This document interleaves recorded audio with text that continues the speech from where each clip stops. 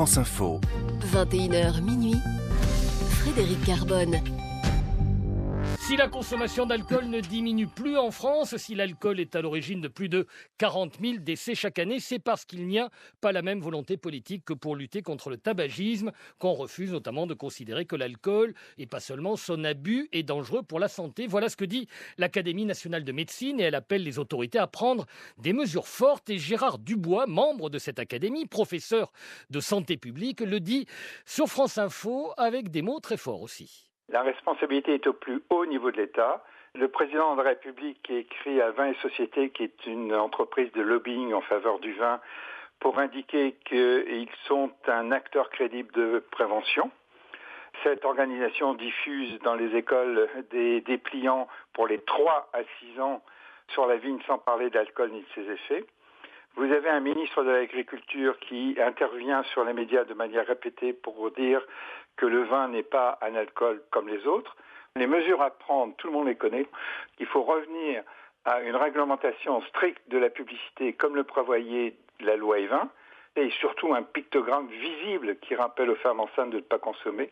Donc les mesures sont connues, mais le lobby alcoolier fait tout pour qu'elle ne soit pas mise en œuvre. Et le lobby alcoolier que cite Gérard Dubois, c'est Vin et Société, dont la déléguée générale est en ligne avec nous. Bonsoir Christelle Leprel.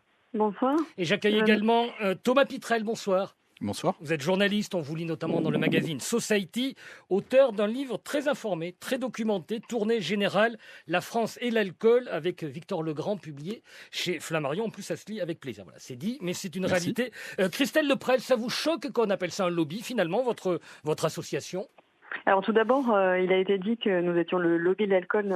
Vin et Société représente les 500 000 acteurs de la vigne et du vin et ne représente pas les spiritueux et les bières. Donc nous ne pouvons nous exprimer évidemment que pour notre filière. Mais le mot lobby du vin, il vous choque ? Je pense que le terme de lobby, en fait, donne lieu à beaucoup de fantasmes aujourd'hui dans l'esprit des gens. Et je pense que l'idée de défendre les intérêts des hommes et des femmes qui font le vin est tout à fait respectable. Et que là, on a tendance à opposer le lobby qui a des intérêts particuliers versus un intérêt général.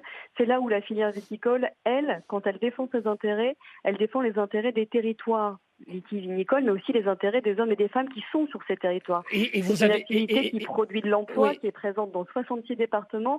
Donc je pense que véritablement, on peut dire que la filière, quand elle fait valoir ses intérêts, elle fait en même temps valoir ceux de la France. Oui, et en même temps, vous admettez sans doute que parfois il peut y avoir contradiction avec les intérêts d'une filière et des enjeux de santé publique, ou en tout cas des confrontations.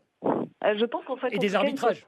Il ne faut pas confondre consommation ponctuelle et modérée de vin avec la consommation abusive, parce que je pense que ce dont on aurait pu se réjouir tous collectivement il y a de ça quelques semaines, c'est le bulletin épidémiologique hebdomadaire des médecins qui nous apprenait qu'on avait 90% de la population qui consommait en moyenne 2 verres par jour. Donc on est dans les seuils de consommation à moindre risque pour la très grande et l'immense majorité des Français qui ont intégré que le bon modèle de consommation du produit, et du produit vin en particulier, c'est la modération. Et ce que vous dites est extrêmement intéressant, Thomas Pitrel, parce que quand on lit votre livre, c'est bien ça, tout ce qui est la confrontation, l'affrontement.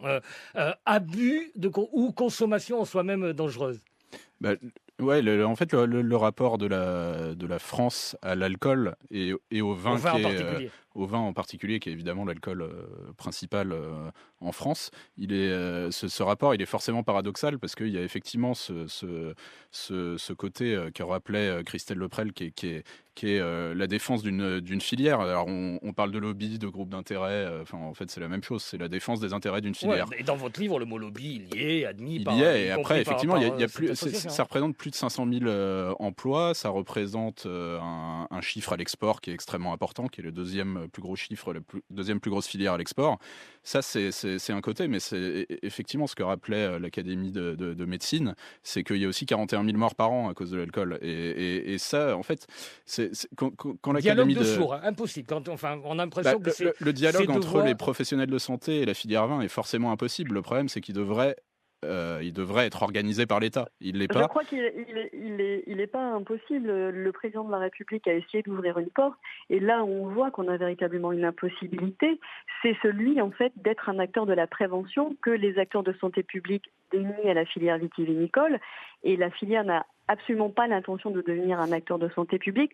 En revanche, elle sait qu'elle peut faire sa part en matière de prévention. Et qu'elle soit dans la prévention, ce que contestait Gérard Dubois tout à l'heure. Je voudrais un autre mot, et je reviens à vous, Christelle Leprel, évidemment, avec Thomas Pitrel. Vous racontez quand même cette histoire du lobbying, ou en tout cas des intérêts d'une filière vis-à-vis du gouvernement. Il y a eu quand même des reculs sur la loi Evin ces dernières années, notamment en 2015. La loi Macron, vous le racontez très bien dans votre livre, Emmanuel Macron, à l'époque ministre de l'économie, ça a remis de l'huile sur le feu entre justement les professionnels de la santé et la filière. C'est quoi le ressort de cette loi ? En fait, oui, effectivement, la loi Evin en fait a été un coup, quelque chose qui a été assez surprenant parce que ça a mis beaucoup de restrictions là où il n'y en avait pas du tout avant. Des restrictions qui étaient justifiées, pas justifiées selon les points de vue, mais qui avaient le mérite d'être là. Et effectivement, depuis, elle a plutôt été, alors on dit souvent détricotée, il y a effectivement plus de liberté par rapport à la communication sur l'alcool, sur le vin, sur tous ces produits-là. C'est-à-dire que depuis cette loi de 2015, on peut faire la promotion d'un patrimoine, en déguisant à moitié que la question de la publicité sur Internet et sur les réseaux sociaux est quand même assez facilitée, ce qui n'était pas forcément le cas avant. Et en fait, moi, quelque chose qui était assez représentatif quand, pour le livre, on a rencontré justement les gens de Vin et Société, c'est que les gens de Vin et Société nous disaient, nous, on est très contents de la loi Evin telle qu'elle est aujourd'hui, ce qui veut, pour moi, dire que pour les professionnels de santé, elle sera forcément pas satisfaisante parce que, encore une fois, moi je considère que les deux points de vue sont difficilement conciliables aujourd'hui. Oui, c'est ce qu'on voit bien en lisant votre livre. Je reviens à vous, Christelle Leprel, dans une minute, et évidemment Thomas Pitrel, vous restez aussi. On reprend la conversation, le temps de dérouler les grands titres de l'actualité à 21h50 avec vous, Thomas Bénèche. Nous sommes toujours avec Christelle Leprel, la déléguée générale de l'association Vin et Société, avec notre confrère Thomas Pitrel, co-auteur d'une enquête très documentée sur l'alcool en France, sur les combats entre le ou les lobbies, parce que oui, Thomas Pitrel, sont des lobbies qui s'affrontent, plusieurs, on est bien d'accord. Depuis des décennies. C'est juste qu'effectivement, on est en France, dans un pays où le mot lobby a une connotation plutôt péjorative. Mais un lobby, c'est ce qu'on appelle un groupe d'intérêts qui défend les intérêts d'une filière. Alors, et vous disiez tout à l'heure, vous esquissiez que ça irait mieux peut-être si justement c'était moins secret et caché, que le gouvernement organise autour de lui le dialogue, qu'il organise au moins une discussion, c'est-à-dire que la discussion qu'on a eue sur le tabac, il y a eu des lois qui ont été prises sur le tabac qui fonctionnent plutôt bien, et en fait cette discussion-là, on l'a pas sur l'alcool. Quand j'ai parlé à des scientifiques, que ce soit des gens qui travaillent en sciences sociales ou au niveau santé, qui travaillent sur la thématique de l'alcool, ils m'ont tous dit que l'alcool c'était quelque chose qui était délaissé, et qui était une discipline qui souvent n'intéressait pas les gens dans leur corps de métier, et qui en plus n'avait que très peu de financement de la part de l'État. Et ça, c'est un premier problème. Je crois qu'on peut absolument pas comparer l'alcool et le tabac, parce qu'on est face à des produits qui sont et culturellement et sanitairement complètement différents, et en termes d'effets et en termes d'usage. C'est-à-dire que là, on est en train de parler d'une situation dans laquelle on a la très grande majorité des gens qui sont arrivés à une maturité, un équilibre dans la consommation d'alcool en général, et c'est pas Vin et Société qui le dit, c'est Monsieur Bourdillon de Santé publique France qui l'a exprimé il n'y a pas très longtemps. Donc en fait, on se demande quelles sont les intentions derrière de vouloir appliquer à un produit qui n'a rien à voir en termes de rayonnement pour la France, en termes d'impact sur la santé, avec le tabac. On est tout à fait conscient qu'il y a des problématiques et il faut les résoudre. Et ça, c'est le terrain des addictologues, parce que quand vous faites l'amalgame entre le produit et son excès, eh bien là, on est dans une consommation abusive, et c'est le terrain des addictologues, c'est certainement pas celui de la filière viticole. Mais vous savez bien la logique, l'abus, c'est les autres. Vous savez bien. Non, parce qu'en fait... L'abus, c'est pas moi, c'est les autres. Oui, mais en fait, on peut dire ça comme ça au comptoir du café, mais la réalité... mais la réalité, il faut tout de même se baser sur des chiffres, parce que sinon, on ne peut pas discuter de choses précisément. Et les chiffres de la déclaration de la consommation nous indiquent que les Français consomment Ils sont seulement 3,5% à dépasser les seuils de consommation à moindre risque. Je ne sais pas si vous vous rendez compte. Ça veut dire qu'on a 97% des Français qui consomment en moyenne 2 verres par jour et pas tous les jours. Ce sont des chiffres dont on doit se satisfaire. Et je ne sais pas pourquoi en France, on a un don pour se tirer une balle dans le pied, parce que en fait, c'est un produit qui fait rayonner et qui attire dans notre pays. Et on a la chance de l'avoir. Le monde entier nous l'envie. Thomas Pitrel, bataille de chiffres. On le voit aussi. Non, mais je comprends que vous disiez ça, mais quand vous citez Santé publique France, ce qu'ils disent, c'est qu'il y en a 24% des Français qui sont au-dessus du seuil de consommation à risque. Je sais très bien que Santé publique effectivement, France, c'est un seuil qui est assez bas. Mais parce que quand ils font cette mention, ils cumulent 3 éléments, c'est-à-dire le fait de boire plus de 2 verres par jour, le fait de boire plus de 10 verres et le fait d'en boire moins avec 2 jours d'abstinence. C'est-à-dire que si vous, un samedi soir, vous buvez 3 verres au cours d'un dîner moi, je les dépasse, les seuils. C'est pas un problème. Je parle pas, en fait, c'est pas ça la question. C'est juste que les gens doivent avoir une information quand même. C'est pas. Mais on est absolument d'accord et c'est la raison pour laquelle c'est ce que demande l'Académie de médecine en fait. Mais on n'a jamais dit qu'on ferait autre chose que cela. Vin et Société a relayé la campagne de Santé publique France sur les seuils de consommation à moindre risque.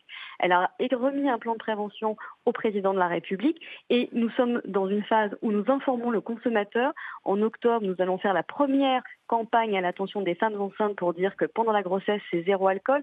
Je crois qu'on est face à une filière qui se responsabilise et qui va au-devant du consommateur pour donner des messages forts en matière de prévention. Est-ce qu'on peut être jugé parti, Thomas Pitrel ? Juste au niveau des chiffres, quand vous dites l'alcool et le tabac, c'est pas comparable. Les études qui ont été faites sur le coût social de l'alcool et du tabac, en fait, c'est le même. C'est 120 milliards d'euros par an de coût social pour la France. Et il y a 41 000 morts encore, même si c'est un chiffre qui a baissé, on est d'accord, mais il y a encore 41 000 morts à cause du tabac tous les ans en France, donc je suis pas sûr qu'on puisse s'en satisfaire. Juste pour sortir du débat que vous avez, je reviens à vous, Christelle Leprel, mais dans votre livre, ce qu'on voit, tournée générale, Thomas Pitrel, c'est l'écho que dans la classe politique a ce débat que l'on a aujourd'hui. Évidemment que vous interrogez des tas d'hommes politiques, d'élus, qui vous disent, oui, non, l'alcool, le vin surtout, il ne faut pas y toucher. Faut pas... Oui, évidemment, et encore une fois, moi, je trouve ça tout à fait compréhensible. Vin et Société le répète assez souvent. Il y a 66 départements qui sont producteurs viticoles en France. On peut pas effectivement traiter ça par-dessus la jambe parce que ça représente énormément d'emplois, ça a un poids économique. Donc on peut pas faire n'importe quoi et traiter ça n'importe comment. Simplement, il faut avoir ces discussions. Je pense. Mais les autres pays font la même chose avec leurs alcools, Thomas Pitrel, la Grande-Bretagne avec le whisky, je sais pas où. C'est souvent ce qui est mis en avant. C'est-à-dire que même au niveau de la santé, souvent, pendant longtemps, c'est un peu moins le cas aujourd'hui en France, mais pendant longtemps, on a dit le vin, en fait, à petite dose, a plutôt un effet positif sur la santé. Sauf que, en fait, on se rend compte qu'il y a exactement les mêmes choses qui sortent en Allemagne sur la bière, en Écosse sur le whisky. Non, donc on peut remettre quand même en cause. On ne peut pas dire ça quand Lancet, en août l'année dernière, titre principalement sur le fait que le premier verre d'alcool vous tuera. C'est faux. L'étude elle-même du Lancet emporte la preuve, c'est-à-dire qu'on voit qu'il y a une courbe en vie, c'est un effet sur la santé, c'est pas ça vous tuera. Oui, non, mais les amalgames sont extrêmement vite faits et derrière on voit que tous les gens qui consomment entre 1 et 2 verres par jour ont des seuils de consommation qui sont à moindre risque. Et il faut le rappeler, 90% de la mortalité attribuable à l'alcool est due à des personnes qui consomment plus de 5 verres par jour. C'est quand même très loin de la majorité des Français. Écoutez, merci beaucoup, débat éclairant, intéressant, merci infiniment à tous les deux. Christelle Leprel, déléguée générale de Vin et Société, Thomas Pitrel, tournée générale La France et l'alcool, publié chez Flammarion.